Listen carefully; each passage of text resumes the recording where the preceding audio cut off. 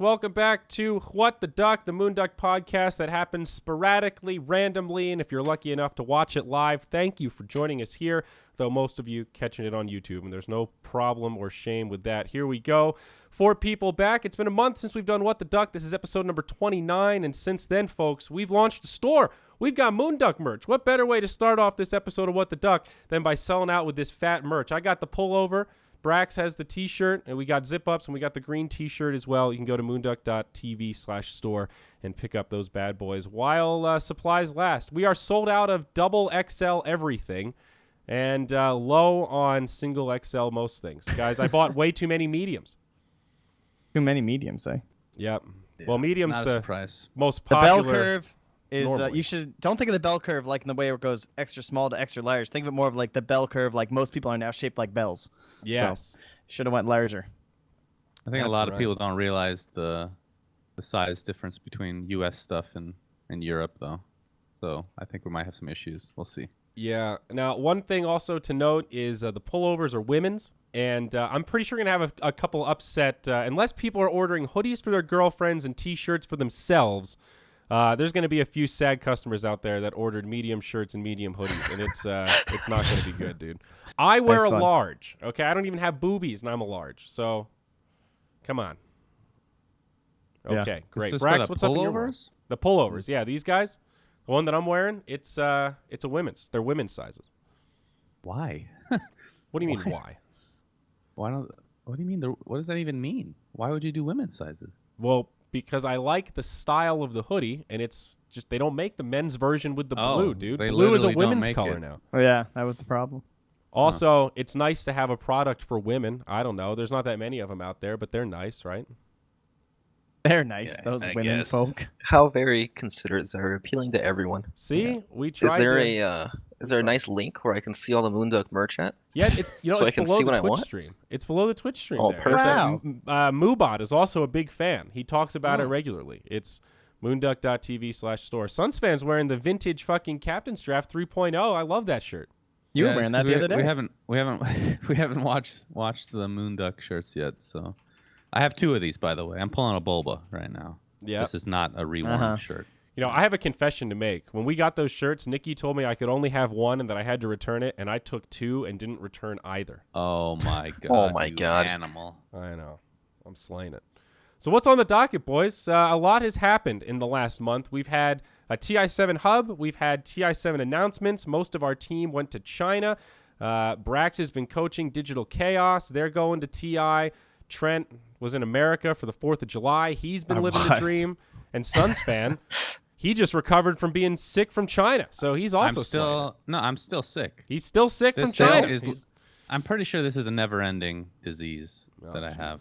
You know, when I still cough, I can feel it in the back of my throat, but it doesn't come out. It's there, though. It's lingering. Yeah, you really fucked me up, bro. Real bad. I heard a lot of people complaining about your sickness, Suns fan. What do you mean? What, like people Gary at the hub? Oh, yeah. Gareth's dunzo. You got him good, I think. Is he sick? Yeah. Oh, no. He sounds awful. I have to say, I'm actually proud of myself because I take extra precaution when in the vicinity of other people. I'm very respectful when I have a cold. You are. Because I don't shake anybody's hand. I warn them beforehand. Some of them, like Burnside, he's like, fuck it. I'm just going to shake your hand anyway. I'm like, all right, that's on you, bro. That's on you. I wash my hands regularly. I try to cough in opposite directions. I'm very considerate. So if you got sick, that's just China. It's too powerful for me. I can't help it. Any other country, he would have been fine. I mean, I caught it, dude. You gave it to me, too. I had the mucousy throat, and it moved up. I did the neti pot this morning, dude. It was brutal. I'm feeling okay. You sound fine now, you piece of shit. Doesn't sound like you got it from me. Well, I have a good immune system. I've been eating a lot of greens, you see. No. This is China we're talking about, dude. No. Well, I also ate an extra powerful disease. Dude, it sounds like you got a regular cold to me. Maybe. When I was in China, I power loaded with vitamins, dude. I was having the carrot smoothie every day. I had that shitty taste in fucking kale cucumber smoothie every day. Maybe I didn't have that then. How smooth can you get a carrot? Really smooth, dude. You can juice a carrot. Literally liquefy it. What do I know? Apparently nothing about juicing. That's true. But Trent, let's digress here before we get into the hardcore Dota. We're going to talk a lot about TI7, folks. We'll talk about the invites, the hub, the qualifiers, all that stuff. But the 4th of July, it just passed. Right now, it is July 7th. Trent, you were here. You bestowed your Canadian grace upon our barbecue, and then we saw fireworks with Slacks and cheese. And you also almost got into a physical altercation. What? No. Yes. No. All right, let's hear it. I want to hear this story. We're going to start off this What the Duck with a story time, because this is a good one. This is how American of a 4th of July It was a very American time. So I had a lovely time in the States, by the way. Everyone I met was very nice. We had this quite the gathering. It was like not many Dota people on the actual 4th of July. It was just like the Moonduckers themselves. Slacks couldn't make it because he was busy. But a lot of like your roommates' friends came. There was someone who had like emigrated from France so many years ago. There were people from the West Coast, the East Coast, Southern states. It was like all of America was at the Moonduck house. It was great. So we had a big barbecue, all kinds of good food, lots of drinks, fun times were had by all. And then we went to meet Slacks at these fireworks. They were at like a local golf course. So we get there, Slacks and Cheese had gotten us this beautiful spot right up front. So it was very American. There was a band playing. It was like an orchestra from the city. They played the Star Spangled Banner. They played the President's March. Explosions were happening. It was the most American time of my life. I sat down. Slacks goes, Trent, I got this for you. And he hands me this tinfoil wrapped first American hot dog. It was, I think I teared up a little. And there was also really cheap Bud Light. So it was very American all around. Wow. Yeah. I've never even been to anything like that. Yeah, exactly. I'm more American than you at this point. So we're driving home, and we're about to pull into the little subdivision where the Moonduck house is. And so we're pulling up, and I'm in the back seat, and we're driving like, I don't even know, 15, 20 kilometers an hour. We're going very slow because we're trying to turn right, but there's this biker there who's also going extremely slow, but we couldn't see him because it was dark out. And the windows may have been down, and someone all of the back windows seat, were down. All the windows were down, and someone from the back seat might have yelled, allegedly, "Oi, mate! It's dark out. You should put a light on your bike, bloke!" And he proceeds to cut us off with his bicycle and get off and say, "What the fuck did you say to me?" That's America, bro. You can't talk to people. And then someone from the back seat might have said, come on. I didn't mean to ruin your 4th of July. And what a piece of shit you are. Yeah. And he goes, "Go, you're blocking traffic. Go. I'll take your license plate. I'm calling the cops." And so we drove off, all laughing our asses off. It was pretty ridiculous, actually. The guy was like, we weren't even close to hitting him. He was in the bike lane. The best part is that he had a wife or some woman with him. They're both riding bikes. She didn't stop. He stopped to yell at us, and she just kept on going. It's like she looked back and went, "Oh, God damn it, not again, Ralph. Fucking Christ." And she just kept on pedaling. So this guy proceeds to yell at us, and he was like, "I'm going to get your license plate." We're like, "What the fuck are you going to do with our license plate?" Call the cops and say, "Someone told me to put a light on my bike. I actually don't have a light on my bike, but..." And it was really hard to see him. Yeah. That was it. It was pretty hysterical. We thought he was going to follow us home, perhaps. I was actually scared that he might have a gun. I'm not going to lie. I was thinking, like, dude, this is Trayvon Martin written all over it. Immigrant Trent comes over here. He's just hanging out, enjoying some fireworks. My God. That sounds feasible. Yeah. I mean, it is America after all. Yeah, it made me so, pretty sad. That was your guys' first reaction. But we pull away instantly. Glad he didn't have a gun. I'm like, God damn, America. It's true. Some overweight 50-year-old man biking down the side of the road. Your first thing is, oh, he might have a gun. There's like, you can't be douchebags to bikers. And I was thinking, I'm pretty sure we just did. And what are you going to do about it? Wait, that's what he said? That's what he said. That was a direct is that what he quote. yelled? Douchebag. Yeah, Wow. he said, you can't be douchebags to bikers. What? I was a douchebag to the biker, apparently. Bikers can't be douchebags to drivers. How's that, asshole? Anyway, I felt really bad. I actually still feel bad about that because I totally ruined that guy's night. I really hope he went home and just told this story a bunch and made himself like a cowboy or something. Yeah, I scared him off, and yeah, you should have seen him. The best part is that he thought you were British or like retarded or something. I don't know. But you called him a bloke. So. I did. I actually thought when you did the voice, you're talking about Gareth. I'm like, oh, No. Jesus, when do you come in? No, it was just me. That was just my beautiful voice. Okay. Well, You guys sound like you had a lovely 4th of July. Yeah. it was. It was quite good. What'd you do, Brax? I played video games and I pet my cat a lot. Wow. Oh, man, that's the dream. That's right pretty It was there. a good American. time. And no guns, no alcohol, no fireworks. I will say the fireworks show in Denver where we were at was fucking sick. It was actually in Boulder. It was closer to Boulder, but it was really tight. I couldn't believe it. The finale was ravaging. Yeah, it was really good. It was quite the time. Yes. All right. Well, 4th of July, it's over. So what's next? I guess TI is the next big holiday, right? Who's excited? It really Holiday. is. It is the Yes. holiday. Yeah. Holiday. It's the busiest fucking holiday of my life, that's for sure. Most expensive holiday too. Jesus. Should we talk about invites? Is that the natural progression here, boys? I don't know what's the most interesting tidbit. Should we talk about the teams that qualified? Is that perhaps more interesting at this juncture? Oh, we can talk about the hub and then transition into that if you'd like. Ah, the hub. We you had a say. hub after China, and the disease was brought from China to the hub, and it infected everyone there, some of which were immune.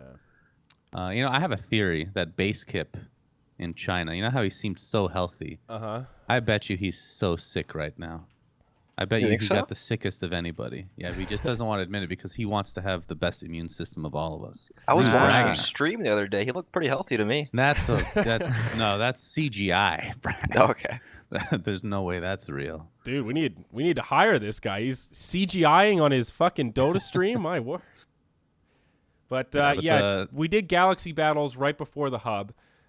Pretty brutal. Galaxy Battles was in China. I don't know how much about. Do we want to talk about China at all? We never did a What the Duck or Sure. anything, but Yeah, that's fine with me. it was an okay event. A lot of tech issues, but we had a fun time bonding. Oh yeah, I will say this. I had a lot of fun. Okay, forget about the travel and then the tournament itself. Everything else was great. Had a lot of It's kind fun. of hard to forget about the travel, right? That was half my trip. For real. I mean, you guys had some of the worst travel conditions I think I've ever heard of. You got, your flight out was just straight up canceled, which has never happened to me ever. I didn't even realize they still do that. Like, sorry, we booked it, but now it's just gone. All right, let's just go through the timeline. All here, right, hit us okay? with All right, lay it on. So I have to preface it all by the beginning of the trip because this is what fucked me and Brax real hard. Like we literally got bent over and just analed. Essentially, is what happened. Okay, we had a trip lined up because we're both in Phoenix. So we go to Phoenix to LAX. Okay, it's only like an hour flight, and then we look at it and we're like, 13-hour layover. Like we could literally drive there twice. We can drive there and back, and I still have time extra to do something. So we're like, that is, I don't know if I want to do that. Like, let's just buy a new ticket and then continue on. But the issue is, and this is something we've encountered in the past, is when you mess up the beginnings of an itinerary, let's say, the rest, they just cancel. Okay. So we're like, so at the last minute, I'm still sick, as you can tell. I was not lying. So at the last minute, I'm like, all right, F it. I'm just gonna show up. I'm just gonna go on that stupid 13-hour layover. So I go to. So the way that this worked was we had to all get China visas, right? And this was super last minute, so we had to rush deliver it, blah blah blah. So I had to ship it to us, and I had noticed it arrived the day previous. Okay, so let's say the day that I'm leaving is Friday. It arrived on Thursday, but I couldn't pick it up on Thursday. So on Friday, I'm like, all right, I'll just go pick it up right before I go to the airport. So I go there to pick up my visa, and they can't find it. And I'm like, WTF, bro? Like, this was here yesterday. And it turns out the FedEx guy had come back the next day, Friday, and re-delivered the visa because it was sitting on the desk. It had already been delivered, but he went to deliver it again. So I had to wait for him to do an entire loop around whatever his, next stops were. Uh-huh. And because of that, I missed my flight. And then Brax, I don't know what your excuse is, but you missed your flight as well. I messed up bad. I did something pretty dumb. Suffice to say, we both missed our Phoenix to LAX flights. God damn. So one job. I ended up buying another one, which is pretty cheap and a very short flight. So I ended up getting there with like a 5-hour layover. I get there and it is a pain in the ass to try to convince these people that I should be getting on this next flight. In fact, they say no. So I'm like, all right, I got to rebook a new flight. I wait 30 minutes and I talk to somebody completely different, and lo and behold, they just let me on the flight. So I'm like, all right, cool. Like, where's Brax? I'm like, oh, we don't know. He didn't even make it to LA. So you have your own story about how you got to LA. But anyway, I at this point I get there and everything's fine for the most part, other than the Chinese airports, which are always kind of a pain because nobody speaks English. Fast forward, end of the tournament. Brax and I get to the airport, ready to go home. We're very, very excited.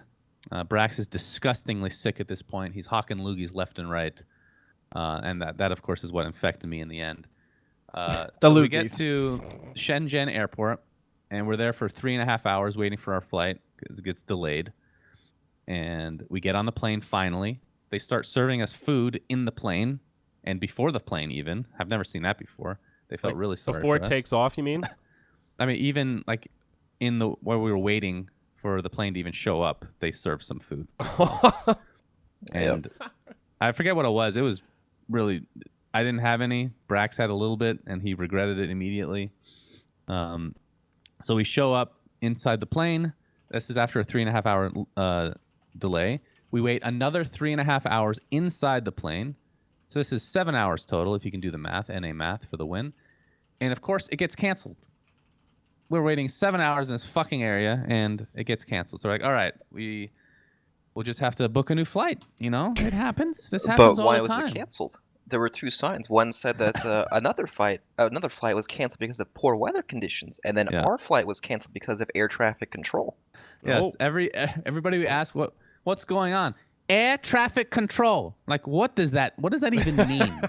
Does that mean it doesn't exist? Does that mean somebody's sleeping on the jet? We have no idea what's going on. So I asked them, is it because of poor weather? To the other side, and they're like, no, that's not your flight. This one's your flight. Air traffic control. Air traffic control. So we end up going back, getting our bags, which takes like everything. I'm just gonna skip through everything, but it takes forever to get anything here. We get our bag finally, and then we end up in the checking section of the airport. Any normal airport you go to, these people they help you book a new flight. That's what they do. That's their entire purpose, right? We get here, and apparently this is something we learned later on. They're incapable of doing it. It's not that they're incompetent. They're not allowed. They have no power to actually book us a new flight. So what they do instead is take out a phone, call the 1-800 number, leave it on speaker, and I looked at the timer. It was over an hour wait time. We're just standing there waiting, okay? And it's just the people that you call normally. Like, we called these people when we were in Phoenix, for God's sake.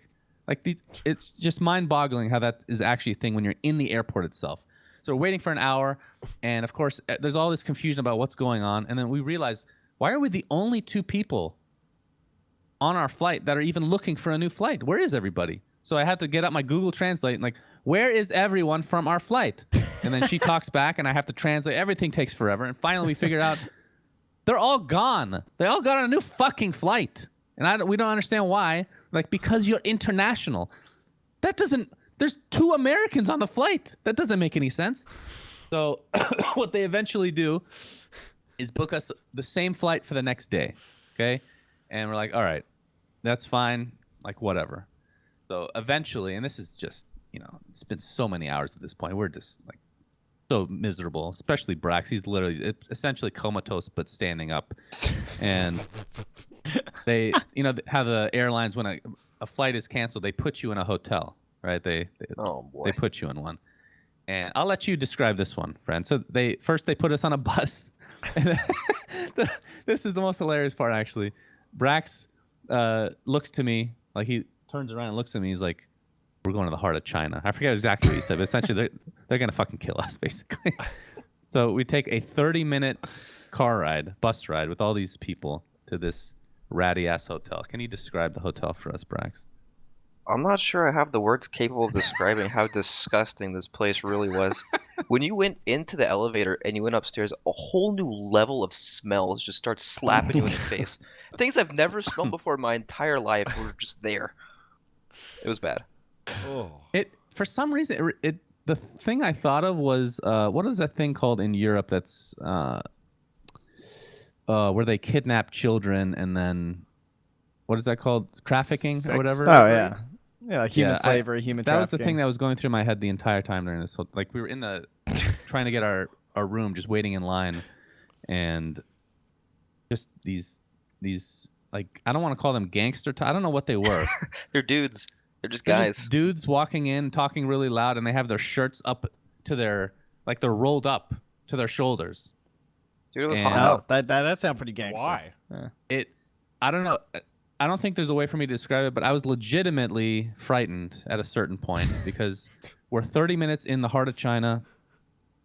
Nobody speaks English. Everybody that has been part of the tournament that does speak English is gone. It's literally just me and Brax. It feels like we're in the middle of nowhere, and we have pretty much no way to communicate other than Google Translate.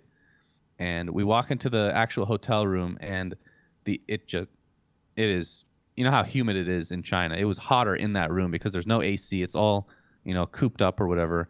The beds are super hard. The room is just disgusting. There's a spider on Brax's bed, which he smashes and then sleeps on top of. I don't understand how that works. Maybe Yep, you I was know, Better tired. dead. Dude, sometimes you got to just lay down, man. You never been at that Brax point? was- At that point, like, you just want to fucking put your face down in anything that isn't dirt. Yeah, so at this point, we're like, fuck this. I don't care how much money it's going to cost me. I contacted Nikki, and she got in contact with the organizers, and eventually they brought a car out to us so we could go to an actual hotel. And that was really weird when we were leaving the hotel. The people that had checked us in wanted us to stay. They were worried. Yeah, they were really worried for us. And that made me worried. Yeah, they had Like, what plans for you that night. I guess.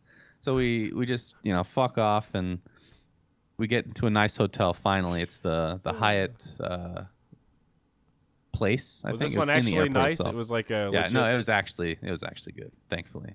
So we sleep a nice amount, and then we end up going back to the airport. Everything's Gucci. We end up going from Shenzhen to Beijing, and this is the thing: every stop we make, they have no record of us. It is actually so frustrating. Get to Beijing, like, you guys were no shows for your Shenzhen to Beijing flight, and we're like, did we fucking teleport here? What do you think we're doing here? Like, how do you not have a goddamn record of us? So this is like all this shit we have to go through, like line after line. Like, oh, you go to line H, line J. You talk to this guy. Nobody knows what they're doing. These people actually do have power, but they are completely incompetent. So we almost missed our flight. We have to like half run to the flight. We finally just let's get to LA. I don't care what happens. Just get to America. So finally, Beijing to LA. We get to LA. At this point, Wait. You forgot the Oh. most important part. What? When we got to Beijing, we found Roman. Oh yeah, we found Roman. That's true. Roman Did was you stuck really? there as well. He Wow. actually ended up staying in whatever shitty hotel they gave him. So he might have been more stuff than us, but You just ran into him? yeah, pretty much. I mean, he's the only white guy there. He Yeah. sticks out like a sore thumb. So we get to LA, and at this point, I'm actually like smelling myself. I smell fucking horrible. And the thing is, the really weird thing is, I'm very rigorous in my showers, right? But I'm half Middle Eastern, so I guess I have to combat those genes. But Brax, I noticed because he goes first. He doesn't use any soap. He didn't use any soap in the hotel. That was your mistake. Shower. You know You made a big error. He smelled amazing throughout the entire trip. I never smelled him once. And here I am rubbing every orifice, and I smell. This is one of the worst I've ever smelled. I mean, to the point Brax is actually mentioning it, right? Like, Damn. the shirt that I'm wearing, it's literally the last clean shirt, and it's like a dress shirt. That's how many shirts I've gone through. It is just stained in sweat because everywhere we go is humid. It's just like Yeah. butt sweat everywhere, right? Just like the and on top of that, so I'm like an old fucking man at this point, right? Because Here every we go. time I take a flight, the arch of one of my feet, it's just like somebody is sticking it with needles. Like I'm just limping everywhere. And then on top of that, that's like a normal travel thing for me for some reason. I don't know what's going on. But on top of that, my taint is on fire, right? My fucking taint That's the is soap. holy I can't. How was I walking? I wish that you could do the walk for stream. You do a God. great You look like you had a impersonation cane. of your walk, dude. My taint was so chafed. Like, it's never been that bad in my life. Like, I could Imagine literally a not walk penguin normally. walking, but instead of just having like the two legs, imagine a penguin on stilts walking. That's kind of what his impersonation looked like. Dude, I was walking like a penguin, like legitimate. Like, Dude, I cannot imagine having the problems that you have. Like, my God, dude. I was uncomfortable in the airport. We had to deal with some shit, but I checked a bag, carried on my little roller one, or no, my backpack, and then I had a fucking pillow, dude. So I just took window seats, and anytime the plane was stuck, I just laid down somewhere. We had a 7-hour layover in the Newark airport. I just slept face down on the pillow on the floor under the chairs. Yeah, but the good news actually throughout all this is I had no bowel issues. I rarely have any bowel issues on the plane because my body's like legitimately afraid of having to do that on the plane. So I have that too. I just take care of it beforehand. I almost never have the shits on a plane. Like one time ever. So I'm limping everywhere. I look like a fucking crazy piece of shit, and Brax is just like disgustingly Your talking handler. loogie still. Once he gets to LA, once he gets on American land, he's actually fine. He's like, wow, I feel amazing now. This is incredible. The air is breathable. It's terrific. So we get to LA, and I'm smelling like a piece of shit, and we walk all the way halfway across freaking LAX. And of course, we find out they have no record of us again. It's like we just want to get from LA to Phoenix. It's a short flight. And at a certain point, we're like, you know what? I'm just going to buy a different flight from a different airline. I don't care what it's going to cost. Let's just do it. So we finally get a ticket to LA to Phoenix. I put on a brand new shirt because that thing is stained with China all over it. It's not even wearable anymore. I wiped myself with wet wipes. That was thank God for Nikki, dude. These wet wipes saved us. They literally saved. I took a wet wipe shower, and we got to Phoenix. All in all, that was about 55 hours. So that's so long. And then I was sick for the next. How long has it been? I'm still sick. Oh, it's been a while. We've been back a long for a while. time, friends. Well, like 3 weeks or something, or like more. No, feels like it. Two Shannon, weeks maybe. That long story reminded me of the experience that Annie and I had leaving the Shenzhen airport, like on our first leg. So we have the exact same itinerary, right? We both live at the Moonduck studio. We're both leaving from the fucking tournament. I go up, they check my bag, hand me a thing that says, okay, here you go. Pick it up in Chicago and then check it again to go to Denver. All right, great. Annie goes up. She checks her bag. They tell her, pick up your bag in Denver. It'll go all the way through. And we go, well, how does this work? We both have the same ticket. So why is it different? And they did not understand what I was saying. So they just kept looking at me and saying, same ticket. Same ticket. I'm like, I understand that. That's what, look at that. And I'm pointing at the bag tags. I'm like, this one says Ord, this one says Denver. And then she just said, yes, you connect in Chicago. I was like, your pronunciation is good, but your understanding is minimal. I don't understand how you can have that combination. And we tried to go back and forth with the phones. And after that, I was just like, you know what? Fuck it. They're probably going to lose it anyway.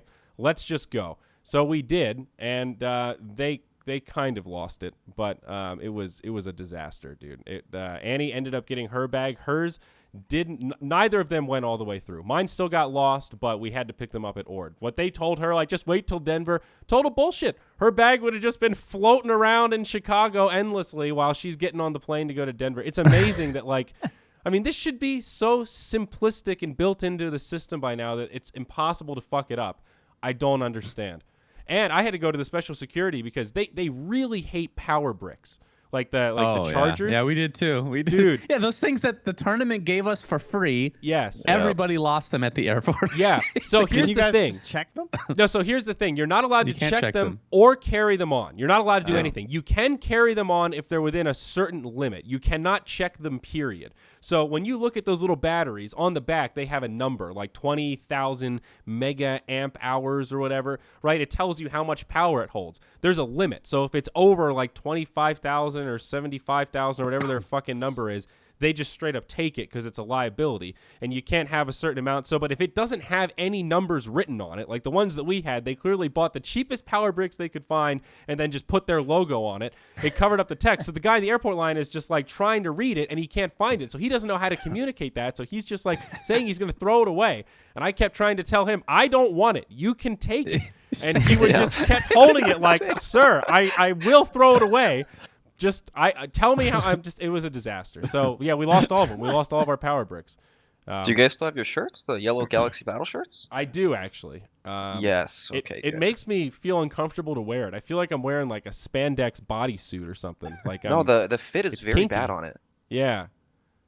I don't know, but no, I still have it. It's bright yellow. It's great. It's interesting though. The China is the power bricks, and then U.S. is shoes. Oh yeah. That's the one thing I actually love about traveling elsewhere is I don't have to take off my shoes for any of these airports. Yeah. I will say, but everything else is worse. So.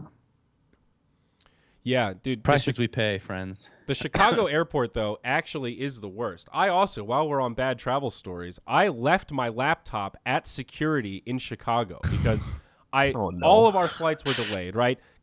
We got into Beijing on time. Our flight leaving Beijing is like 3 hours delayed, right? They literally served us the food while we were sitting on the plane on the runway before it took off. That's how long it was delayed for. And you could tell the pilot was an American that was kind of racist, that was kind of pissed off. He was like, all they have to do is change the runway to accommodate for the wind patterns. And I do not understand why they are not doing that, but we do have to wait for clearance from air traffic control. Sit tight, ladies and gentlemen. That was exactly what he sounded like. So I was like, all right, we're fucked. This guy's got our back. He's trying as hard as he can. So they serve us the food. We finally get in. Of course, it's scheduled to miss our connection in Denver, but it turns out Chicago's so fucked up that the Denver flight is super delayed as well. But it's a real pain in the ass. You have to get your bag. You have to recheck it. You have to take the bus to the other terminal. Then you have to go through security again like another plebeian. It's completely set up. They don't even have TSA pre-check in that airport. There is just no line for it. They just decided we don't want to do TSA pre-check. That's not for Chicago. We're not into that. You're all fucking equally fucked. So anyway, I come running down. I'm like, dude, I think I'm going to miss my flight. I need you to book me a new one. He goes, yours is delayed. It leaves in 40 minutes. You got to run. He gives me this big orange pass that says Express. And he's like, show this to everybody. You're going to be good. So I get on the fucking thing. I'm waiting for the tram. I'm going. I get to security. I go through the line. I show it to the guy waiting. And I say, hey, I got this. Where do I go? And he goes, oh, shit. That means you can just get in front of everybody. I'm like... Literally, like I just run to the front. He was like, yeah, no, there ain't no line for that. So I'm like, all right, cool. So I run up. I just say, elbow everybody out of the way, get my ID out. I fucking throw it down. Nobody even looks twice. I run up to the security thing, and the lady there is screaming. And I'm not going to do my impression of her, but I hold it up, and she literally goes, Sir, that does nothing for me. That does nothing. All right? Get in the back of the line. I was like, well, I'm going to miss my flight. I can see the gate right there. And she goes, sir, you better start asking people if you can get in front of them. You are in God's graces. That paper does nothing for me. I'm like, Jesus Christ, dude, where am I? I'm in the nexus of travel hell. And, of course, this is after like 20 hours of traveling. It was my last leg. So I go all the way through. I get to security. I have a child-sized water with half of it in there from the last flight in my backpack. I forget to take it out, so my backpack comes through. The guy pulls it aside, and he's like, Sir, we have to search the bag. I'm like, okay, I'm coming. And he goes, sir, there's no hurry. I'm like, well, I'm kind of in a hurry. My flight's about to leave. It's that one right there. He says, sir, I do not care about that. All I care about is looking at the contents of your bag. I'm like, all right, man. So he literally just dumps it all out, does the little swipey thing. You know, he's like, all right, dude, you're good to go. So I just pack up all my shit. My laptop's silver. It was in the bottom of the bin. I just didn't see it.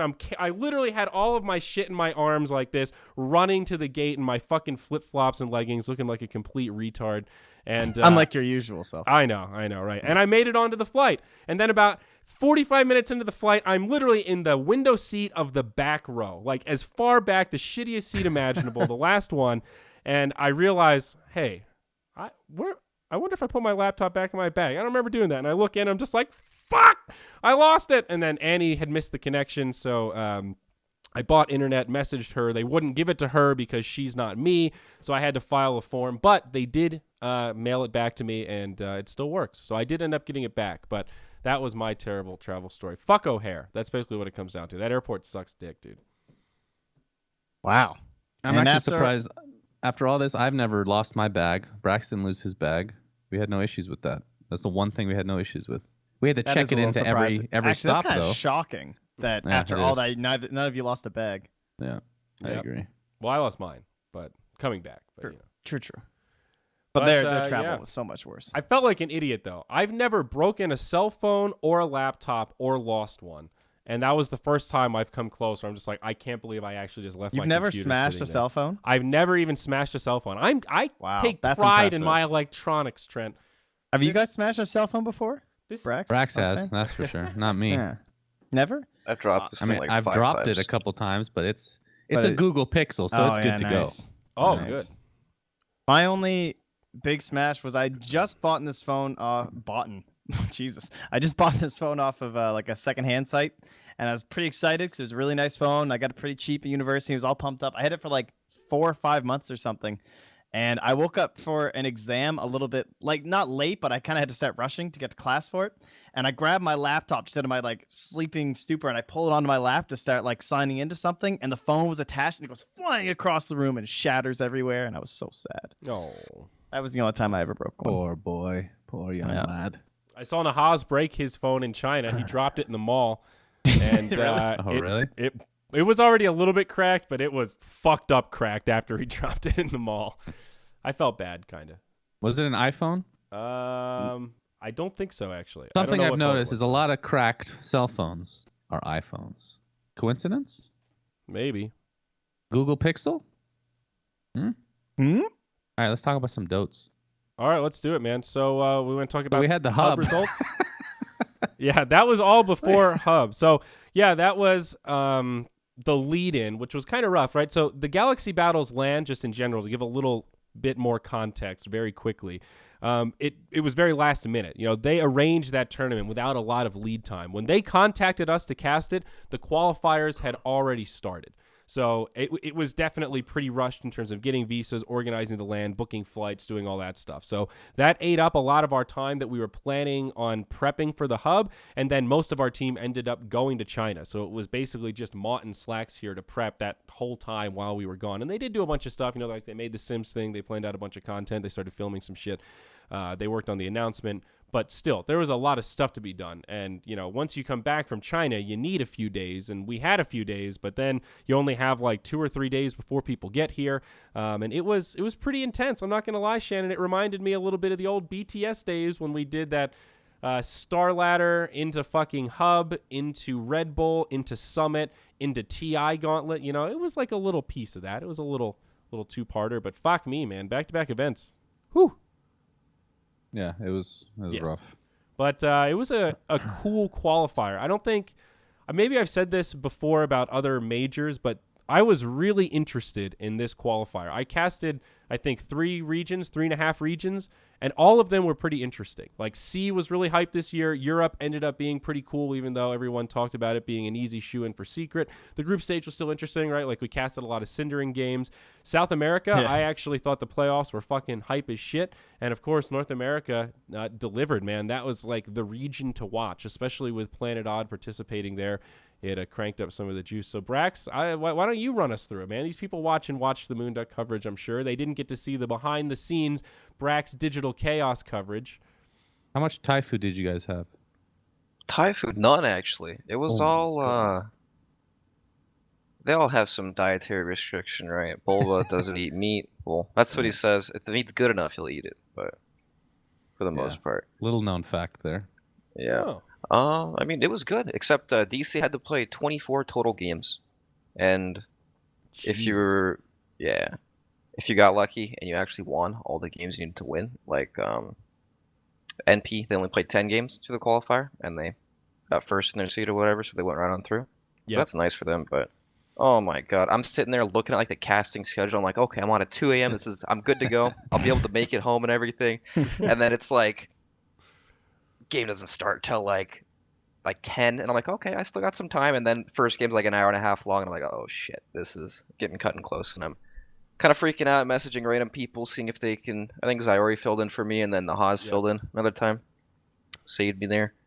But I mean, it was intense. It was really long, really grueling for sure. But it's one of those things you go into where like winning right away doesn't really benefit you. You know what I mean? Because even if you like get well seeded and everything, you still play everyone no matter what. Like we lost to Team Freedom in the second to last day or whatever, but even if we won, we would still play them in the finals anyways, so it didn't matter at all. Yeah. So that's like the first thing I told everyone, like this game actually doesn't matter. Like if you win, it's great, you look good. But if you lose, you have more to learn from. And that was pretty much the whole story of the tournament for DC. First day, when they scrimmed, and I was watching their scrims, I was there for like 2 weeks before, they won every scrim. Every scrim was like super easy, but it was like so easy to the point where there's nothing for them to gain from scrimming. They could have just played matchmaking for 2 weeks and it would have been the same shit when it got to the actual event, honestly. So it was like when they finally lost, it was like a learning thing where I had to like sit down and break down everything for a really long time because it was so different from scrims. Yeah. And then I don't know. Bulba's he needs a babysitter at all times, and that's me. Very emotional guy. Gets in there, has a you know, a lot of the times it's difficult for people to like express themselves properly in a way where it's like constructive and not like just flaming, you know, where like you're garbage. What the fuck are you doing here? You're you dumbass or whatever. That kind of Yeah. stuff, right? So I helped a lot with that. I see. So you were I heard like you guys the scrim communication Team Freedom expert. a lot. Hmm. Is it true you guys scrim Team Freedom a lot? Yeah, they played Freedom like 10 games or something before the qualifiers. They won like almost all, Do you like think 8 that of them has or any? something. Is there any correlation there with how well they did? You think? Well, when you look at their lineups, they're a direct copy paste of what we played against them. So Hmm. perhaps. But I mean, they're good for sure. They are very good. They look like the most improved team that came out of nowhere. They started as FDL, right, and then you know they actually kicked CCNC before the qualifiers, and then they re-added him before, so they didn't have to go through opens. And Yeah. dude, he looked good. He looked really good Wow. actually. Yeah, he was the one getting most of the love that Yeah. I saw in terms of fans and whatnot. What did he get kicked for? I don't know if I can say this. Because he went on vacation or something? No, One I of guess I those? have to say this, right? I was told he was kicked for being annoying. Yeah. What the duck? Oh, There that you sounds go. like it's promising for the future. Well, I mean, I don't know. I think some people probably like. So, there's definitely some suspicious behavior in terms of how he handles himself on his stream. It makes you wonder a little bit, right? So I don't know if that's really such a crazy. Yeah, I've heard a lot about his stream. I've never actually watched it. Crazy Though. He's rumor. super Oh, it's a good ragey, one. right? I've only Everyone's watched it different a on their little stream, bit, right? but yeah, For the most part. Sometimes. Usually there's some overlap between the character on stream and the real person, you know. But who knows? Who am I to judge, right? I forgot that it was 3-0 in the finals, man. You guys wiped the floor with them at the end. Yeah, we definitely benefited a lot from losing to them the day before. Yeah. Wow. I didn't get to watch any of NA, and I heard about all this, like those insane tiebreakers that were going on. Mm-hmm. That was crazy. I'm just like trying Man, to see if there's other one regions. game. They were Yeah. one game away from making. Fucking Jenkins, dude. Dude, Yeah. Jenkins, Jenkins- God. Is the He saved it. only reason Team Freedom is not at TI right now. Like, it's actually insane. Why? Ugh. Explain how that works. So, because both teams were tied, NP and Freedom were both tied for first place. They're both like 9-1 or 8-1 or whatever. Yeah, okay, yeah. And NP lost to Freedom. But Freedom, the only team they lost to is Team Red. It's like they beat everybody, and then Team Red they lost to.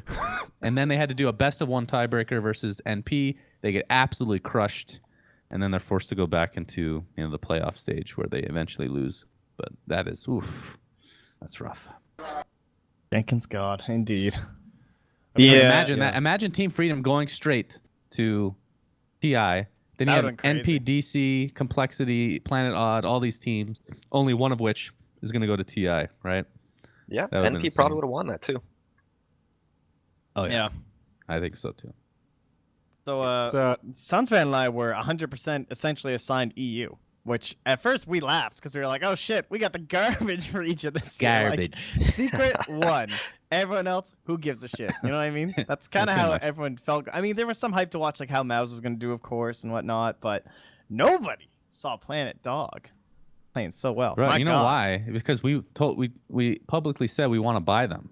We want to be the That's owners true. of Planet Dog. Yeah. So that motivated That's why them. they did so well. They knew. Yes. They want that absolutely. moonduck. They want that little hippo. Is Did you Planet guys have been in Dog like? contact after they qualified? Did they literally just make up that Both. name? It's because it's like Probably. PD, like Pro Dota. Because they got okay. dropped by Pro Dota, right? 4 of those players were on the Oh, Pro did they? Dota squad and got dropped right before TI. Lol. Get wrecked, Pro Dota. Is this Yeah, us? yeah, right. Should we make an investment in Planet Dog? It is crazy to see a team like this make it all the way through, though. I mean, brutal for Mouse, I suppose. Also interesting, Singularity, the other team that did really well in the group. They were 7-2, second. Yeah. That's they fell flat in the bracket, of course. They lost to Danish mean, Bears, then to Dog, but To be fair, it's tough to say how good a lot of the Singularity was so bad in Zotac. yeah. I was like, they're going to be last place, but they did well. But then again, the competition Best of in the EU ones. wasn't the highest it's either. best you of know? ones, and Exotic Deer played Lone Druid like every fucking game. So I don't know how much Dude. that He's a good lone druid player. how much does that count as cheese in a best of one, Brax? When a fourth pick Lone Druid comes out and you're like, shit, we got nothing, it looks pretty grim sometimes. Yeah, it's Yeah. But I was really surprised that Crescendo got wrecked so hard, And Danish Bears, I expected, like, once I started watching all the teams, I'm like, all right, I think Danish Bears will probably take it for second place. But no, Planet Dog persevered. That's a lot of old school players, though. They've been grinding for a long time. It's kind of exciting. Mm-hmm. See how they're going to do.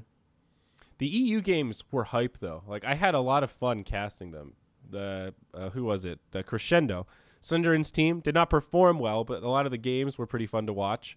Yeah, they were definitely close games, too. They weren't, like, total Danish wipes. Bears also. Like, a lot of the games were fun, genuinely fun to watch. Danish Bears is always a team to keep an eye on, right? A lot of big players over there. 747, unfortunately, not going to be at TI as a player. This could have been Susie's run, guys. So close. I thought that Danish Bears squad was looking good. Just replace Baby Knight's still good, but I mean, they got third, so they came close, sort of. Oh, Were the finals close? I didn't watch the EU finals. It was 3-1, but I don't know how the games looked. Who casted it? Was it Slacks? Was it you, Trent? Did you cast EU finals? Did we cast EU No, finals? we were doing South America, remember? Oh, yes. Yes.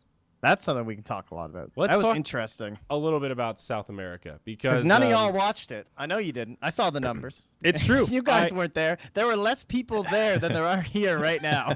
Yep. So I know people out there didn't see this shit. It is true. And it's a yeah. shame because South America had really fun playoffs. It was myself, Trent, and Mott. We were the three that were slated to cover all of the playoffs. It was Midas Club Elite, SG Esports, Infamous, and Mad Kings. So it's a 50-50 split. Peru versus Brazil. SG and Midas are the Brazilian teams, and Infamous and Mad Kings. I actually want to double check, actually. I think Mad Kings are Peruvian as well, right, Trent? Am I not crazy? I'm not sure. Yes, they they were. are. They were Well, when they opened. Peru with one Ecuadorian player. Sladen is an Ecuadorian, apparently. But anyway, made it kind of interesting. The Dota was surprisingly good. This was a region that last big major hub, they looked terrible. The whole region overall looked very shaky. A lot of pauses, a lot of games that were stupidly one-sided. We had one team disband like in the middle of the qualifiers, right? So we had pretty cynical expectations, and this time it was the opposite. We saw pretty controlled Dota. We saw games that were pretty focused around farming. We still saw exclusively 2-0s and 3-0s. However, I think a lot of the series looked relatively close, where they were the sort of games where they looked close until the last 5 or 10 minutes, and then the better team would finally win a fight and pull ahead and close it out pretty consistently. But I don't know. I had a blast casting it. I thought the games were very exciting. The picks were a bit different, though it's been so long now I don't remember what they were playing a lot besides Sand King, but that was pretty much everybody. I don't know. Trent, did your experience differ, my friend? I thought the thing that most struck me was just like it looked close every time the day would start. Like the games were good and everything. Even though every series I cast, I think was a 2-0. They weren't stomps. Like until the very final. The final was a stomp. Like Infamous just destroyed. The heroes were pretty much the same. There was a lot of Viper picking from Tomato, and they weren't banning it. And he was just playing some Viper, man. There wasn't, Tomato's a really good player, very high skill. He can play those flashy heroes, but they were just like, you know what I like, guys? Winning. And he just played Viper. Yeah. And they got Vipered. No, I don't know. That's pretty much what it was. Infamous looked like the dominant team. The way the bracket started, it was Infamous SG in the opening round, easy 2-0. Then they beat Midas Club Elite, and then they 3-0'd SG again. You brought up Tomato, but honestly, dude, King Tekka was a huge performer. He played really, really well. And I think Matthew, their position 4, he was also a pretty standout performer. Just overall, pretty crisp. Excited to see he's the some Earth Spirit player. Peruvian presence. Oh yeah, the Earth Spirit. Yep. That's good. Yeah. So yeah, and I don't know what the fuck's going on in China. That was the one region I didn't really see or do much of at all. Yeah, I only it did sounded like EU the and most. SA. It was the most competitive by Really? far. Yeah. You think so? Well, look at the. Let me find it. So for. Oh look yeah, at the groups were standings, crazy. The groups 7-2, 6-3, 5-4, 5-4, 5-4. It was really close. I didn't see any of the playoffs though, so. The playoffs were not close, though. They were very, very Looks one-sided. like LGD FY just destroyed everybody. Both LGDs. Jesus. Yeah, you're right. It was like China had like a 85% win rate on Rasta or something. Every game was like Rasta DP, Rasta Dragon Knight, some just Super fast push. Really? Yep, the newbie TI flashbacks. That's Yeah, I've wild. been seeing a lot of DK bands first phase, and I've been watching what MDL I have caught. It's on that exact opposite schedule, so it's hard to get a lot of it, but a lot of DK bands first phase, a lot of AA bands. I see Sand King is plummeting in win rate right now. Post qualifiers, Earthshaker's on the rise. So there's still definitely some change. I saw Mask of Madness Gyrocopter win a game. Don't give up on the meta quite yet, guys. It's actually pretty wild though that we're seeing that split now, where pushing meta is almost coming back, but not every region is adopting it, and we're seeing a couple of still seeing a pretty diverse hero pool. I don't know. I'm pretty hyped for TI overall. I mean, I guess that's standard for this time of year. Where the countdown is now. I mean, like folks that get invited leaving to Seattle. That's 3 weeks from now ish, something like that. Invites, by the way, do we know who's invited? No, hasn't been announced yet. Fuck. Suns fan. That's ridiculous. I know, dude. Literally like leaving in 3 weeks. I don't know. Or maybe all the people that are going know, and just none of us are invited. Who the fuck knows, man? I don't know. Do you know? I don't. Yeah, who knows? Nobody knows, dude. Nobody knows anything, dude. What about the noob stream, Suns fan? You wanna present a little elevator pitch here, or what's going on, buddy? I think that work is done, my friend. Okay. I think based on the power of Reddit, it'll probably happen. I don't know who's gonna get invited though. Probably Power not of me. Reddit. But Probably maybe the door has been opened for some nice young lads to take over. Oh, look at you, Young Papa Suns fan. boys. Oh, that's so nice. No comment, friends.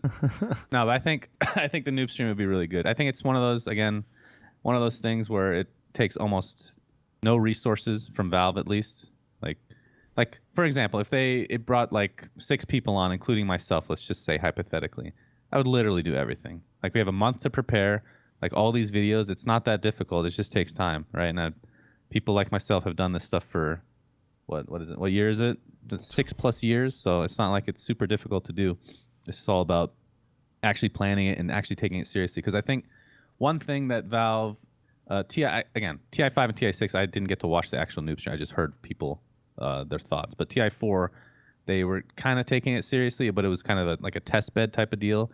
And then TI5 and TI6, it felt like it was kind of an afterthought. So I don't see what the issue is of just having somebody else just do it for you. You know, it doesn't take any resources away from Valve. Just supply them with what they need ahead of time, and then just let them do what they're there to do. I think it's good for the game. So Yeah, I agree with you. I think I thought there was an interesting comment in that thread bringing up the concern of who would actually be the talent for it, because people say Purge, but I don't think you really want Purge to do that. I think you want Purge to be Weatherman on the mainstream. He doesn't want to do it either. Well, that too. As he said publicly. Yeah, good. I'm glad. But, there are probably some young whippersnappers out there. It'll be interesting. I have no idea if they'll actually do it, but I'm with you, man. I sure hope they do, because it's awesome to have something that you can link to folks. Like you can post on your personal Facebook where you're like, "Hello, friends. This is catered to you that know nothing." Yes. Yeah. So we have higher somebody trend. that wants to You want to come bring on them the on? show real Let's quick. bring him in, dude. All right, We've let me give him the info. got 15 minutes left before we got to wrap her up. So, zoop. So what do we have left to talk about? We have to talk about the what's it called? The changes to tournament structure. Oh yes, God, I Majors forgot and about that. minors. majors That's and right. minors. Let's do it, baby. Or do we want to talk about predictions for TI, or is that not interesting? I'm 50-50 interested. I mean, we can do that in 3 weeks. okay. That's true. We'll Yeah, do that'll another be one. coming up in the next What the Duck before TI. Stay tuned. All right. I'm guessing this is him. Hello? Oh wait, I gotta give him access. You gotta give him power, dude. Hello? Hi. Who is that? Hello. Hey, Brax. This is me. It's Kakas in my putas. Hello, That's his name Kakas. on TeamSpeak. How are you doing? Yeah. Pretty good, man. I'm just chilling, watching some What the Duck. Are you at Nice, home, Bulba? nice. I'm at home. I'm lying in my bed right now. Oh wow, how I- sensual of you. I just woke up like 20 minutes ago. So That's when you good. get back to Phoenix, we're gonna go eat dinner, and you're gonna pay for me. Sure, man. I owe you. Remember you got me curry at Boston Major? You owe me a lot, actually, because you literally never pay for food. So Are you I serious, think dude? for the next year, you're gonna owe me food. I'm pretty sure. Wait, when did I not pay for food, dude? Are you fucking kidding me? Oh, I forgot my wallet, guys. My bad. Give I me a really break, did Boba. though, dude. Do you think I'm someone that takes their wallet around? I don't really have much on me. I have my you wear the shorts. same. You probably don't even have fucking pockets, for all I know, Boba. Like Jesus. Oh, Dude, there's one thing I know about Bubba. He's got those cargo shorts. He's got right. pockets. I don't have a I So don't many have an pockets. actual good wallet. I put my cards in my phone. Like Okay, my okay. yeah, so Let me ask you something, dude. This is a legitimate question. So, you are known around. You're gonna deny this, and that's fine. Everybody else knows the truth. You've been known as this guy that just wears the same fucking shirt every event you go to. Okay, right? yeah. You at least That is understand what that that's what people think, right? That is what people think. Okay. Now, if we were to supply you with a few Moonduck shirts that are super comfortable, like highest of quality, would you replace that with your Tinker shirt? I mean, the Tinker shirt is it's a bit too tight for me now. I've gained some weight in the past year.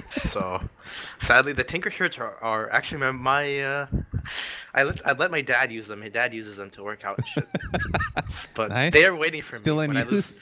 Yeah, they're waiting for me when at least as soon as I lose some of my pounds that I've gained in the I past thought you year. were a vegetarian. How do you gain weight? I mean, you just like in the Arizona house, dude. asked him that I too. literally we had like a month period where we just ordered the best best food for lunch and dinner from the area. Like for lunch we just ordered like really good Indian food. Dinner we ordered really good Thai food, and it just kept going on. And then I think I gained like maybe 20 pounds in this Arizona house for like 2 months, which is kind of insane. So we've heard varying theories on this. Of What? course, I know the actual truth, and we've already actually spoiled it. But just I want to hear it from your mouth. Are you a vegetarian? Yes, I am a Or vegetarian. Do but you eat meat on occasion? I mean, if I go to a really nice steakhouse or something, I'll like take a bite of steak from someone. I'll And have do you a few. enjoy that bite? Some bites really make me like, and I'm like, holy shit, this is really good. Some bites are like, I don't like it. It depends, honestly. So, I see. So you're not a vegetarian, is what you're saying. I mean, I'm vegetarian for 95% of my life. Okay. I bet I could All right, like cook you a Walmart steak and tell you that it's from some excellent place, and you would think it's the greatest thing in the world. No, dude. Dude, he probably loves taco. I know he loves Taco Bell. No, my It's like the best favorite vegetarian meat that I fast food. had, my favorite meat that I've had is from PF Chang's, the Mongolian beef. Oh, It's quite good. yeah. I do That is actually good. like PF Chang's. I won't lie. No. It's pretty fucking good. Yeah. All right, let's stop roasting Boba. Let's talk about the minor and majors, and you can give your opinion on this, Boba, once we Let's talk do about it. it. Okay. So Valve makes this new announcement. What do you guys think? Yeah, It was overall, surprising. That's for kind sure. of Did anyone see that shit coming? decentralized. Uh-huh. Did you see that shit coming? I was just like, No. what? No. Well, Out of no. nowhere. Maybe a little bit. I mean, Toby just made this really long, epic post that had a lot of feedback and whatnot from influencers across the community. So in that regard, it's maybe not the most surprising thing, but certainly a lot of folks were cynical and did not expect Valve to make drastic changes like that. I don't think that's for sure.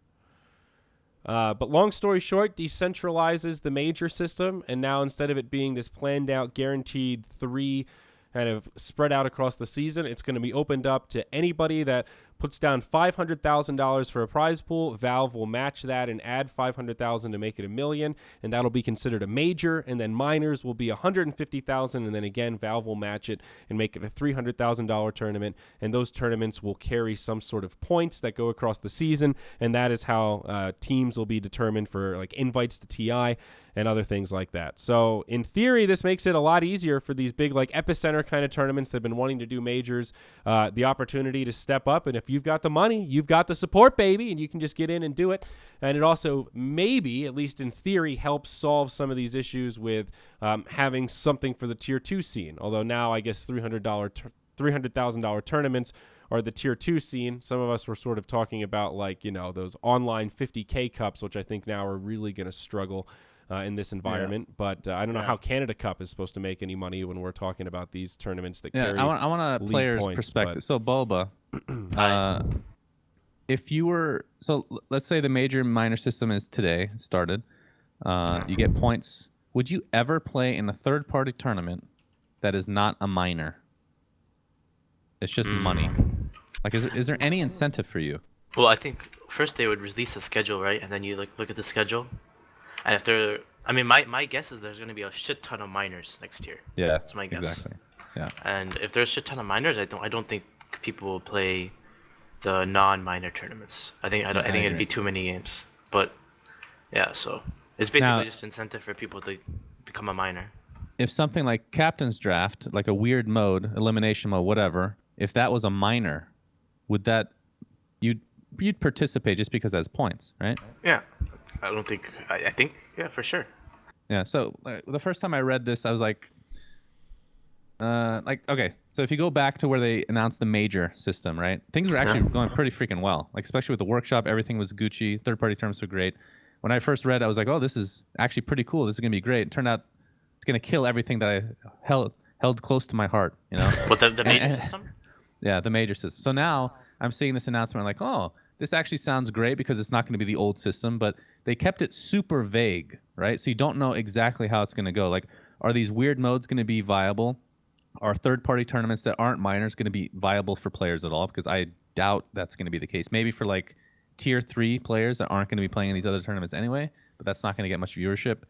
So a lot of questions remain for me, but I'm excited to see what happens. For sure. So minor has to be a LAN, right? Yes. Yeah. Yes. Yeah. And So then yeah. And all of them have to have qualifiers for all 6 regions, including South America, which is actually really crazy. True. That is insane. So one of the things, let's say we go down this thread in the world where next year there are a shit ton of minors, that means there are going to be a shit ton of qualifiers all over the world. Like, this could also be good for the Tier 2 casting scene. I mean, that's a lot of games. That's a lot more Dota than we're used to for some of these tournaments. A lot of tournaments these days are invite-only. Like, there is very little incentive now to do an invite-only LAN unless you're going to do some kind of, like, what's now archaic 100K 8-team LAN where you invite people. But now it seems like you would, if you're going to do a LAN, you absolutely want to make it a minor just so you get the value out of the points and also just you get the money from Valve. It doubles the fucking prize pool. That's a big deal. Yeah, but here's the other question that I had, right, which isn't going to be able to be answered yet. So the way they worded it, again, it was kind of vague. So does that mean if you put 200K, does that mean they match it?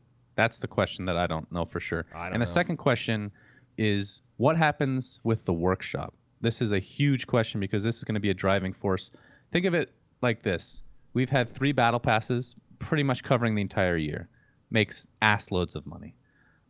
Do majors get those? Do minors get something maybe smaller than that? Like, is that still a thing? Or are we just going to have one battle pass for TI and then these majors are just, whatever? Like, that's the real question is how the workshop is going to be involved. Because this is a great way to invigorate or bring back from the dead this, or resuscitate is the best word, actually. It would be cool if the workshop cosmetics could kind of go back to how it was at least a little bit, where if we were going to do a Captain's Draft minor on LAN, be able to just contact the workshop artists that we know and like, have them create items that we know will get a guaranteed chest in the game to go with the tournament or something. That would be sick. I would love that. Yeah. But I don't know. That's a great question, Suns fan. Well, the major started, right? Because people were whining about oversaturation and shit. Wasn't that the main reason? Yeah. Yeah. But then what happened was it actually killed everything or some shit? Yeah, it went like the other way. Like, Yeah. all these things like, oh, it's not special to watch Navi and Alliance play anymore, guys. Oh, we're gonna have majors, and now will only be important games, and then they just never play. Like, there's some matchups you just don't see all year. Yeah, I mean, I notice a lot of these these players that just don't qualify. You don't see them at all. Like, it's kind of sad, Yeah. Like the entire year you don't see them at all. I know, like maybe someone like remember FNG used to play in so many tournaments, and I realized he's actually not been in a tournament the entire year, and I know the guy works hard, so it is kind of sad, I think. Do you guys think that this change will also maybe start raising the bar, like the minimum bar for LAN? So think about the recent LAN in Taipei, the Zotac one. That's a $100,000 prize pool. So now the value play will be to make that 150. Does that come along with like some sort of basic user manual or some check marks of red flags along the way, so you don't have these ridiculous formats where it's 20 open tournaments that are all best of ones the teams have to play for to qualify? I mean, you remember that LAN? Remember the Smash Box, right? There were a lot of disastrous aspects of that thing. The computers worked, but it was kind of funky. Does this help that? My opinion is that with so many minors most likely going to be coming out. Players are going to be able to choose again what they want to play in. Obviously, the points are a big deal, but also how much they actually have to play to potentially make, like, what's the value play overall, and then what the reputation of the organizers is if they're going to actually create a land that you're not going to want to kill yourself in. Aren't the players just going to sign up to every minor though? Isn't that the play? Like, because they won't conflict. I think you should, if you want to. Yeah, that's true. They won't conflict. That's the coolest thing about this that I think is that Valve is going to be in charge of the schedule. So you're not going to have overlapping tournaments, and things are just going to be a lot easier to plan. That's good though. That's so many tournaments for all the players to play, and even if you don't qualify, if like this year or in the past 2 years, it felt like if you didn't qualify for that one thing, you have nothing for like 3 months, and that's how it felt, honestly, because all the other lands were so small. Imagine if we try and do like a captain's draft or something, and we have this thing all set up, and then Valve's just like, "Oh, we're gonna have a minor this weekend." Like if you couldn't get that minor status, man, your tournament's screwed, no matter who it is. But aren't you just gonna get it regardless if you have the 150 or? Well, I guess we're assuming if they're gonna allow different game modes. Oh yeah, true. Stuff like that, more exciting tournaments. Who knows? In a sense. Yeah, who knows? We need to ask Valve, some other if you'd players. like us to know. Yeah. Send Suns fan an email. I think one thing that does help though is getting some consensus of players of, would it be appropriate to have captain's draft to be a minor that has some points that contribute towards qualifying to TI?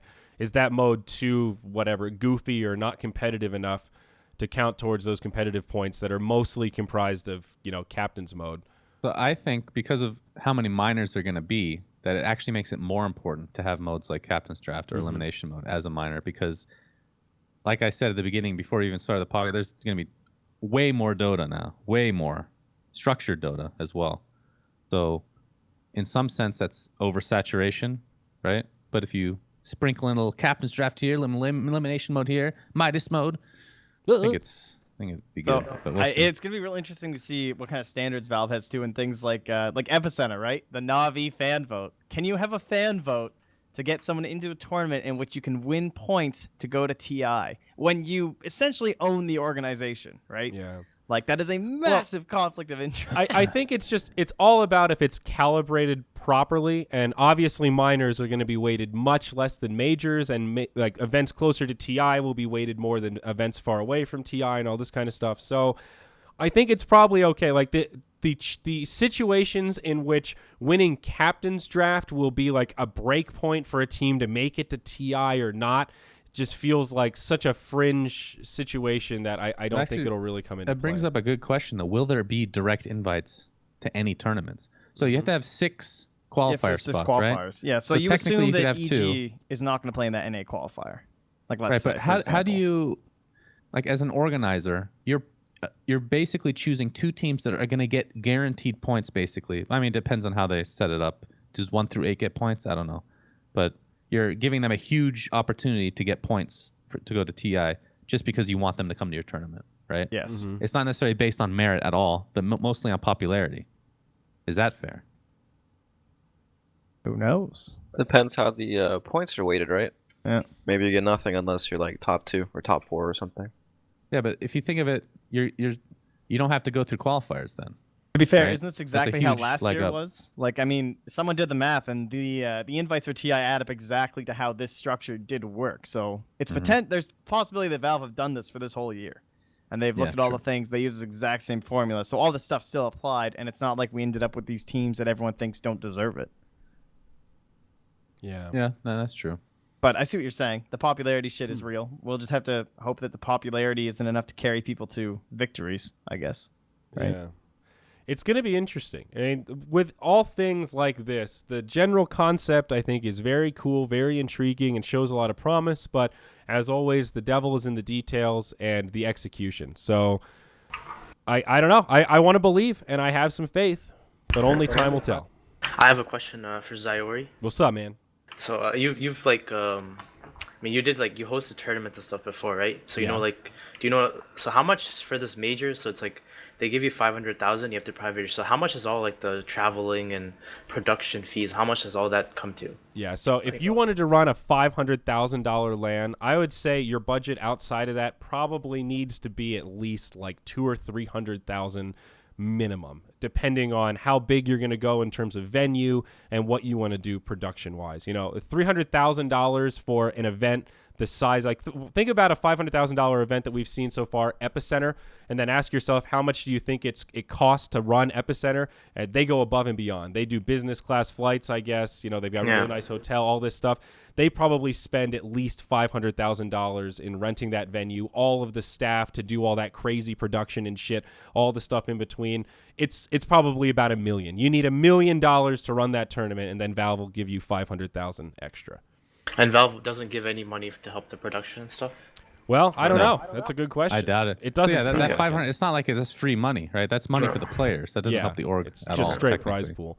But the opportunity is there for that org to make up that $1 million, quote unquote, for ad sales and all that kind of stuff. I mean, it's crazy. A lot of these big tournaments with that kind of money, it's a big time investor or like a big time group that wants to make a splash. And I mean, the potential ad sales on something that big could be quite profitable. So who do you think can actually host a major besides Epicenter? Who can have that much money? ESL. ESL, yeah. I think MLG is the most interesting one. I don't know if they'll just come back with a minor probably for this year, but Didn't, maybe How about they'll they come get back with no MLG.TV? they're off that, aren't they? Who is the one? Is it IMG? Is that the big investment group? No, that's who owns E-League, right, or something? Yeah. Somebody like that. Whoever is even the group above them that owns, like the people that own DreamHack. I'm forgetting the. Maybe it's IMG, and I'm getting confused now. But there are a couple big players like that. But it's a good question. I don't really have a great answer. There's probably a couple of Chinese folks, like a couple of those team owners that have a lot of money. Now they can you can basically buy a major now. If you're someone that is super, super, super rich, you can be like, hey, we're doing a Dota major. I bought it. Let's go. And you're just in. So, all right. I know we don't have much time left, but one more thing I want to talk about is the point system and how that affects players. Mm-hmm. What do you think about this value play if God. you're players? Here we go. So take a team, a collection of players that don't necessarily need an org, right? Which at this point is quite a few players. What I mean by that is they don't need financial help for, let's say, they can live on their own for a year. They do whatever they want. They're a good team, 9 months. Then they just bid themselves to the highest bidder takes them. Basically, an org is buying a spot into TI, right? Is that a viable option, you think? Why would you want the org if you're the player? Because you get some deal out of it. Is it going to be more than your chances, like your money from TI? Probably not. Well, you're not giving money up from TI. Oh, right. You don't give any of your percentage over. Yeah, I suppose. I mean, it's transitioning to a point where orgs are just getting screwed over and over and over. But there's some value play into buying these players, getting a spot into TI, kind of like what a mouse sports would do, generally speaking, right? What they've done in the past. Except now it's like you're literally buying a team that is going to TI, as opposed to, oh, let's buy this team. They might make it to TI, right? Or give them a little sponsorship to help them down the road. Someone's probably about to do that with Planet Dog just post-qualifier, but you're saying that you could know right here, boy. sooner, right? Right here. Let's do it. Let's do it, Trent. No, after Planet Dog, bro. Planet Dog? Dude, I'm in. Let's go. after we qualified for Kiev, there was like a lot of random investors that messaged us and like asked to sponsor us, and I didn't know. Some of them were like, I don't know if they were real. There was this Indian guy. He like supposedly owned some cricket team. He was like willing to sponsor us. He was like some billionaire Indian cricket That's guy. awesome. Yeah, so we didn't really know who was real and who wasn't. Yeah. But there were a lot of investors. I was surprised. There was like, I think I got contacted Jimmy got contacted by like 3 or 4. I got contacted by like 2 or 3. Like some guys from Wall Street and shit. I don't know. It was like some intense shit, and I'm just sitting there and I'm like hearing the guy talk, and I'm like, I have no idea what this guy's talking about, but it sounds good. Yeah.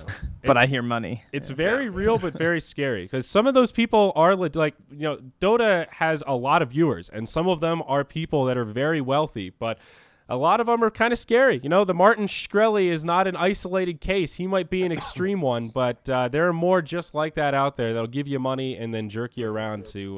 Well, but there's also a lot of great team owners out there, cough, cough, right? That's true. That are in it for the right reasons. But I think, I'm not saying what I'm planning to do, if anything. I have no idea. But this new system actually is less enticing. I think it's worse for orgs by Wait, a why? long shot. Because the players get the points, not the org. Oh. There's There's almost more no power ties to to the the org player. whatsoever. So, like I've said Yep. this time and time again. So they just earn Dota all their 1, points, and when Dota 2 first came into being, the orgs had the power, players had none, right? And that was kind of the norm for like all esports at the time. It has now fluctuated to the opposite, neither of which should be acceptable in my opinion. This is how it's been for the past couple years, and now with the new system, like it's even worse. It's far worse. So owning a team just sounds like it's gonna blow ass, honestly. How is it like in CS:GO? Is it the team gets the points or what?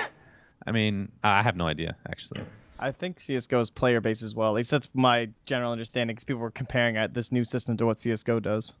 It's like some same idea with like 3 players or something. I mean, it is hard though. There's no doubt that there is value in an org in terms of you want players to be able to focus on being players, and running a business is a different set of skills and also a difficult set of challenges that is very different from what you have to do to be a tier 1 Dota team. So Yeah, well, I need to rephrase a bit. So I think players, most of them, even if they don't think they need an org, I think an org is actually beneficial to them because there's so many players get into this stuff, they have no idea what the fuck they're doing. They're just actually dumb, right? Because you have no experience with this stuff. It's just that simple. Finding sponsors, doing all this logistical stuff, like you still need that. But from an org side, it doesn't sound profitable at all. I don't know how. yeah. Like it just sounds like it's gonna get worse, but we'll see. I could be wrong. Well, but now there's more prize money in theory, right? So from an org perspective, you can structure your way around, you don't want to take too much prize money, but I'm just saying there's more money to go around. So how does that change? I mean, do you think Valve is going to shell out more cash overall or less compared to what they're doing now? Because before it was guaranteed multi-million majors. Oh yeah. I didn't say too much about the format thing, the way that they changed, but I think there'll be less money for the top teams. Less money? I think it will just spread the cash around a bit more.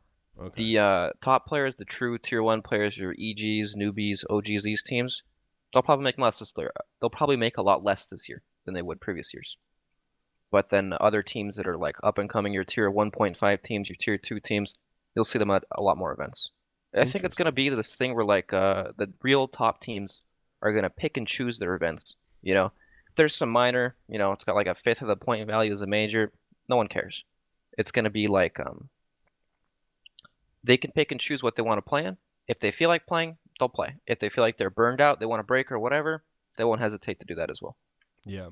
It's just not as important. That's going to be the new battle for tier 1 tournaments, is securing the teams that you want. And we were talking about that kind of earlier. It loops back into that. If you're a tier 1 team and you get an invite and there are points on the line, it can become this kind of interesting cycle of perhaps something that needs some checks and balances. Wow. Guys, that was a deep conversation. That was really great. Wow. He thought Real BULBA deep. would come on here and get us into a nice deep zen. I hear that's what he does. Yeah, it's okay, man. Buy me some dinner, BULBA, you piece of shit. What do you want, dude? I want curry, bro. What kind? Masuman. Dude, I'll be honest, I was not a fan of the place that you told me was really good. Like the raved one you talk about? The one that with was pretty Phoenix? mediocre. I You're like the that only place. person. You're the only person that's not liked it. I mean, I liked it. It wasn't as good as you were saying. You were saying it was like the holy grail of curry, and I Well, was like, here's the thing. I love sweet stuff, okay? yeah. And that is sweet-ass curry. I don't like sweet curry. I like Well, there you really, go. really, really spicy If you don't curry. like American stuff, then you're not going to like that Thai place, Yeah. For people that like Panda Express, you're going to love that place. Put it that way. All right, that's fair. Although you like orange chicken, don't you? No, I don't like. I mean, I At think Panda? maybe I might like it. I think I remember you telling me you like the Yeah, I orange think chicken I've at tried it Panda. before. It wasn't bad. Yeah, that's right. You vegetarian. Fake vegetarian. Come on, man. All right. Does anyone else have a story to close? We did a lot of storytelling in this episode, but is there No, any I think addendum we've had story? plenty. Unless BULBA has something. I just can't wait to see Brax next week. We're gonna have some fun. It's going to be good. Can't wait to see KGB. Yeah, we actually have a lot of fun. You can ask Brax. Our team is quite funny. We have Mason. You guys all myself. just gang up on the manager. Yeah, I mean, who else is there to gang up on? You got to gang up on the manager. That's what the manager exists for. You guys are ruining his love life. It's okay. You know that? Who is the DC manager? He's my I mean, he was originally like my friend, but then he managed before like Navi USA and shit like that. He was like one of the low-key American managers, and then I just asked him to manage us. He's like, sure. His name's Ricky. Wow. Okay. He's an innocent man who's tortured by He's a really nice person. two players. Yeah. He's really, really nice. But let's just say, you know, I try and make it exciting for him. Very good. All right. Well, cool. All right, gentlemen. It's been another good one. Trent, any closing thoughts for us, buddy? No? No, it's Friday. I gotta go. It's Friday. We got to get the fuck out of here, dude. It's Pizza Friday. Hell yeah. All right, fam. That's it. You'll find this podcast on our website, moonducktv/podcast. You can get the audio-only episodes and all that shit. It'll be uploaded here, as well as the YouTube, youtube.com/moonducktv. Check out the store. Buy our shit. Wear our shitty logo. Zip-up hoodies, pullover hoodies, Hey, T-shirts. send Bulba Wait, something. I'm actually gonna get a shirt, by the way. Yeah? I actually want one. All right. What No, color? actually, you should. No, you Can I should see make it? it, dude. You need to pay for this, Bulba. Fuck off. We were dude. gonna give you it for free, but I just Listen. you get everything for free. Listen, Just dude. fucking pay for it, bro. I don't want to, dude. I will Did you forget your advertise wallet? Moonduck. Did you forget your wallet? I will advertise this shit for you, dude. All right, dude, that's I a have fair good trade. Dude, the advertising. Bulba advertising's pretty good. I mean, That's It true. is. If you rewear it for X days Games on owes end. me yeah, money, think dude. about the value we're getting here. X Yeah. Games owes me a lot of money, dude. You know, every stream, It's true. they get some free That hat. advertising. Yeah. They You know, really you know do. the story behind the hat, by the way? No, no idea. Lay it on us. There's a big story behind the hat. Okay, so it was MLG. It was right before TI. Remember the MLG Austin tournament before Yeah. TI5? Yeah, so I Golden went there. Boys. Yeah, yeah, it was the one where Nip won. But basically, we had lost qualifiers. This was on the dark days of Team Tinker. You know, I lost to Brax, I think, in that tournament. Right, Brax? Were there any right. non-dark days of Team Tinker? there were a lot of dark days. So maybe like one light day. But anyways, fast forward to the story, Shannon. So they give us all like these hats, these X Games hats, you know, and there's only like every player there got one of these hats, but not this one. And everyone got like the shitty one, and there was like maybe 2 of all like the 50 players that got the really nice one. Okay. Mm-hmm. So then I forgot who, but I got the shitty one. I really wanted this one, you know, like I really So you wanted this traded hat. someone, right? Yeah, I know. I paid them. I paid them for the hat. This is one of the few things in my life I paid for. But I was like, I forgot who. I think it might have been Tralf. I think it might have actually been Tralf. Tralf was there, and he had this hat. And I was like, I will give you my shitty hat, and I will give you $100 for that hat because I want that hat. I want that fucking hat. And we bargained all night, and finally I agreed on, I think $120 for the hat, and I got the hat. That's a deal, man. And that hat has just been really special. And then Peter, It's wonder you literally won't not give left it your up. head once since then. yeah, You and then shower with it? So there's more to the story. So PPD, you know, I started coaching EG at that TI5, and PPD one day we're just chilling and we're eating. It was like when I started coaching them, and he's like, he saw my hat, and he's like, I really like that hat too, and he wanted that hat too. Because you know, if you're a hat lover, you like this hat, dude. It's a nice looking hat. So Peter I basically said, if EG wins TI5, I will give you this hat. Oh shit. And I just said that out of my ass, you know. I'm like, no, if you win TI5, you know, do it, buddy, you know. And then they won TI5, and then I tried to go in the swamps, dude. I don't want to give up my fucking hat, dude. And Peter to this day remembers it. He remembers the hat story. And he's Oh, no. like, don't you owe me this hat? And I'm like, and I always, you know, dodge. So That's pretty good, So actually. you just I go did around not wearing know. PPD's hat all the time. I never knew. That's sick. Damn. Yeah. I did not realize that hat had so much meaning. it does. Thank God Bulba saved story time. Seriously, dude. Wow, that I was... have a lot of stories in my life, dude. That was, Don't forget to check out the Bulba PPD podcast. Oh, I haven't yeah. got a chance to listen yet, but I saw that was also posted recently. How'd that how go? was that? it a good time? Yeah, it was pretty funny. It's like there hasn't been many of these like kind of podcasts, you know. And you guys are the only one that really does it, so it's kind of fun sometimes. Yeah. Yeah. It's good. It's nice to have a platform, man. Yeah. All right. That's it, fam. We're cutting it. I got shit to do. I got a meeting coming up. We're done. Bye-bye, friends. We'll see you next time. TI around the corner. We'll try to get one more of these guys in before we all leave, but who knows? We're pretty lazy about it, so that's how it goes. See you next time.